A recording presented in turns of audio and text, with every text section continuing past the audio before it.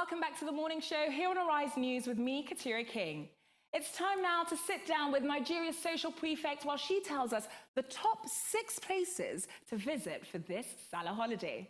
Welcome to the show, Chiamaka. Thank you. Thanks, After that amazing in-depth discussion on intra-Africa travel. I absolutely enjoyed it. I know, me too. I thought we'd bring it back home to Nigeria. Yeah.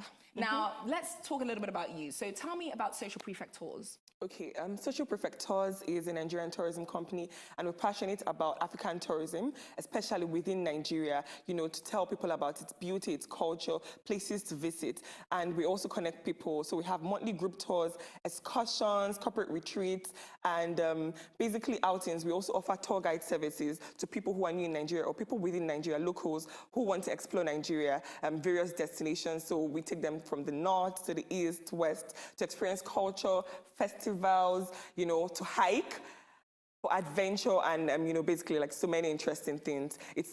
It's about changing the Nigerian narrative of travel and showing that we have like things you can do here and you can have vacations in Nigeria as well. And yeah, it's really fun. We've been in the industry for 2 years now, and it started as a blog, as just telling stories, and people wanted to follow me to those destinations I was showcasing. And that's how, you know, we started organizing the group tours. And from there, also like people, you know, call us up or hit us up when they have people in Nigeria who want to explore, whether within Lagos, Badagry, or like so many different places. I love that. So the first place that we're starting out with on this list is Erin-Ijesha Waterfalls. Yes. Now give me a little bit of the backstory about Erin-Ijesha Waterfalls. Okay, Erin-Ijesha Waterfalls is in Erin-Ijesha in Osun State. Okay. Yes, it's about 1 hour from Ife. Ife is popular. Most people know Ife. Ife is like where the historical, like where Yoruba kingdom started from. Yes, so just 1 hour from there is Erin-Ijesha Waterfalls. So it's this really beautiful waterfall that has, you know, like 7 levels. It cascades on 7 levels, and but the highest level is the 2nd level, and it's really beautiful. I mean, your people look like they're having the time of their lives. Yeah. Wow. Yeah, it's really beautiful, and the story behind it is a hunter found it as well. Like most, because like is this hunter Nigerian or Caucasian? No, a Nigerian hunter discovered this in I think some years before BC. I don't know, like maybe 1400 BC, and then it was actually some travelers as well. I'll call them travelers now because we're talking about travel, but it was some people who were migrating from another Yoruba kingdom, and because of war, and they were coming into Erin-Ijesha, and then they found these waterfalls, and they were really fascinated by it. It's also called Olumiri Waterfalls. Yes, yeah, it's also called Olumiri Waterfalls as well, and the reason behind they found it, and then they're still worshiping it. But then the government came in and turned it into a tourist attraction because, yeah, they knew that people were fascinated by it and wanted to come and see it and explore it. So it's really beautiful. So does that place have, what's the gate fee? Do I have to pack any money? Yes. There's a gate fee as well. You have to come, first of all, like, if you're leaving from Lagos, you drive all the way down the Lagos-Ibadan Expressway, and then you get off at some point on the Ibadan, Ife Road, so that's like another expressway, and then you cut into, there's a big community, but the sad part is that there's even nowhere to lodge around there. It's just a village, and I think they have this thing about, you have to like stay, and then the closest hotel is about 20-30 minutes away from that place. Yeah, so it's just, so this is what we're talking about development, tourism. And the thing is, I think it's even like the villagers and the locals who don't want development there, because they want it to remain on spot. I don't even understand why, because there needs to be. I think now the government is doing something about it. I've been there 3 times, and the 3rd time actually was the most organized. There's now like a really good process to get in there. Like it's closed and everybody comes in, you're being checked, and then you also get to pay. It's 500 naira only. Okay, so let's move on to the next place that we have on the list. We have Luma Rock. So this is in Abeokuta. Yes. Tell me a bit about Luma Rock. Yeah, Luma Rock is, I think it's like it's the #1 or at least top 10 tourist destinations, popular tourist destinations in Nigeria. Everybody knows, or almost everybody knows Olum. Oh yeah, yes. Almost everybody knows Luma Rock. It's in Abeokuta, and Abeokuta literally means under the rock, exactly. Yes, so there are lots of rocks and hilly formations all around Abeokuta. And Luma Rock is very interesting. You know, it's really fun and easy to climb. It's not that hard.